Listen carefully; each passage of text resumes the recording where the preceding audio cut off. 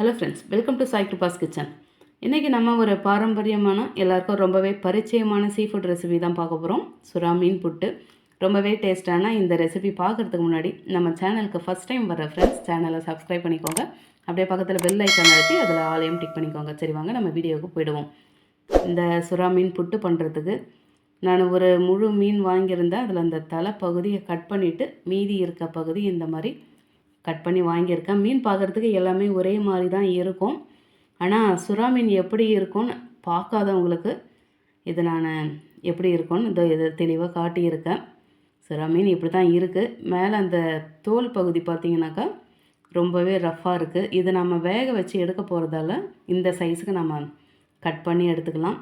சரி, இப்போ இதில் மஞ்சள் தூள் 1/2 ஸ்பூன், உப்பு 1/4 ஸ்பூன், அரை மூடி எலுமிச்சப்பழத்தை பிழிஞ்சு விட்டு இப்போ எல்லாத்தையும் நல்லா கலந்து விட்டுக்கலாம். அப்போ தான் இந்த மீனோட ஸ்மெல்லு வராமல் இருக்கும். நீங்கள் இதை இட்லி தட்டில் கூட அவிச்சு எடுக்கலாம். அப்படி இல்லாட்டி ஸ்டீமர் இருந்தாலும் அதில் அவிச்சு எடுத்துக்கலாம்.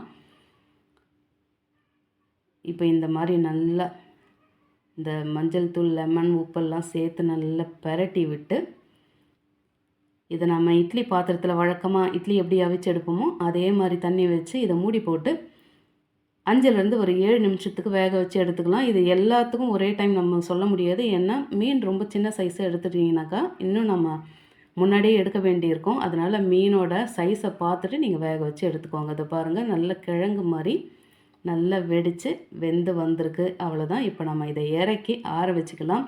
இது கொஞ்சம் நல்ல பெரிய மீனுன்றதால இந்த அளவுக்கு வேக்காடு கொடுத்துருக்கிறது. அதாவது 7 நிமிஷம் நான் தந்தேன். இப்போ இதை வாழைக்காய் தோல் உரிக்கிற மாதிரி உரிக்கணும்னு பிளான் பண்ணி தான் கத்தியில் கட் பண்ணேன்.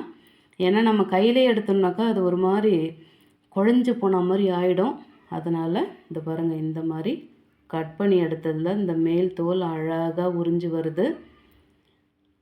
அதே மாதிரி இதை பாருங்கள், அந்த லாஸ்ட்டாக அந்த தோல் முடிகிற இடத்துல ரொம்ப இந்த ஸ்கின் மெலிஸாக இருக்கும். அதை மட்டும் கொஞ்சம் கேர்ஃபுல்லாக பார்த்து எடுத்துருங்க. ஏன்னா அது ஒரு மாதிரி ஜவ்வு மாதிரி இருக்கும். சாப்பிடும்போது பெரும்பாலோருக்கு அது பிடிக்காது. அதனால் அதை பார்த்து எடுத்துருங்க. முள் பார்த்திங்கனாக்கா இது கொஞ்சம் நல்ல திக்காக தான் இருக்கும். இதெல்லாம் நம்ம அதில் சேர்க்க முடியாது. ஆனால் பெரும்பாலோர் பார்த்திங்கன்னா ரொம்ப முள் வந்து நல்ல சாஃப்டாக இருந்தாக்கா அப்படியே அந்த புட்டோடைய சேர்த்து கலந்து பண்ணிடுவாங்க. இது ரொம்பவும் திக்காக இருக்கிறதால நான் அந்த முள் எடுக்கலை.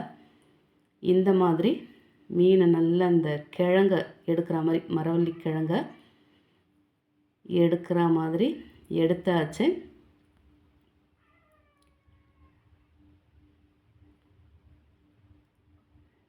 இந்த மாதிரியே நீங்களும் க்ளீன் பண்ணி எடுத்துக்கோங்க. அதாவது இது வந்து பிகினர்ஸ்க்கு நான் சொல்கிறேன்.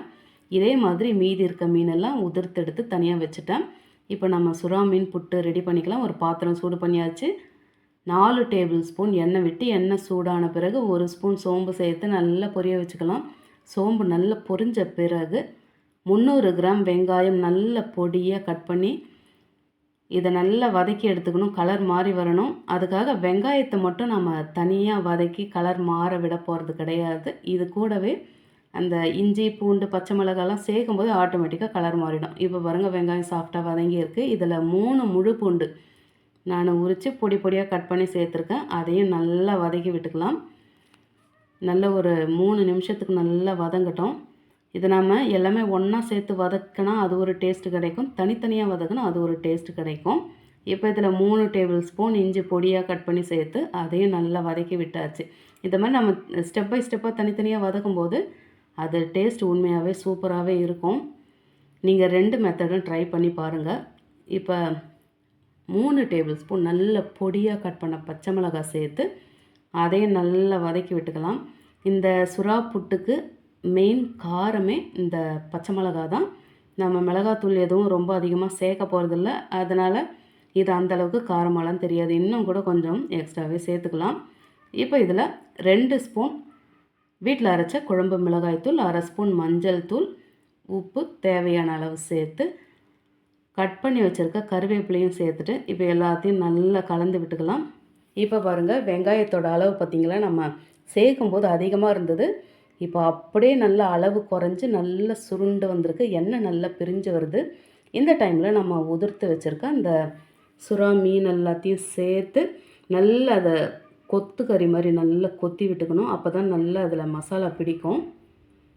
இதில் வேறு எந்த மசாலாவும் சேர்க்காதீங்க. அப்புறம் அதனோட அந்த ஒரிஜினல் டேஸ்ட்டே போயிடும். அதனால் மஞ்சள் தூளும் வீட்டில் அரைச்சி வச்ச அந்த குழம்பு மிளகாத்தூள் மட்டும் போதும்.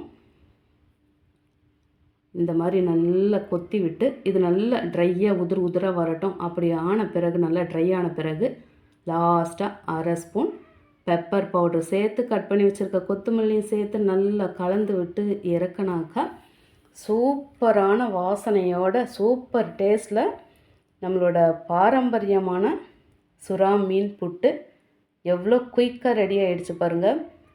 இது பார்த்திங்கனாக்கா 4 வீடுக்கும் போகும். இதனோட வாசனை அட்டகாசமாக இருக்கும். இந்த வாசனையே பார்த்திங்கன்னா உங்களுக்கு நண்டோட டேஸ்ட்டு நம்ம பார்த்துக்கலாம், இறாலோட டேஸ்ட்டு ஏறக்குறைய அப்படி தான் இருக்கும். இந்த சுறா மீன் புட்டு மீன் குழம்புக்கு ரொம்பவே சூப்பராக இருக்கும். இன்னும் காரக்குழம்பு, புளிக்குழம்பு இது எல்லாத்துக்குமே அட்டகாசமாக இருக்கும். இன்னும் சாம்பார், ரசம் இப்படி எல்லாத்துக்குமே ஒரு ஆப்டான சைட் டிஷ்ஷாக இருக்கும். நீங்களும் இந்த சிம்பிளான ரொம்பவே டேஸ்டான பாரம்பரியமான சுவையில் இருக்கிற சுறா மீன் புட்டு செய்து சாப்பிட்டு எப்படி இருந்ததுன்னு மறக்காமல் கமெண்ட்டில் சொல்லுங்கள். ரெசிபி பிடிச்சிருந்தால் லைக் பண்ணி அப்படியே மறக்காமல் சேனலையும் சப்ஸ்கிரைப் பண்ணி பக்கத்தில் பெல் ஐக்கான் அழுத்தி அதில் ஆளையும் டிக் பண்ணிக்கோங்க. தேங்க்ஸ் ஃபார் வாட்சிங்.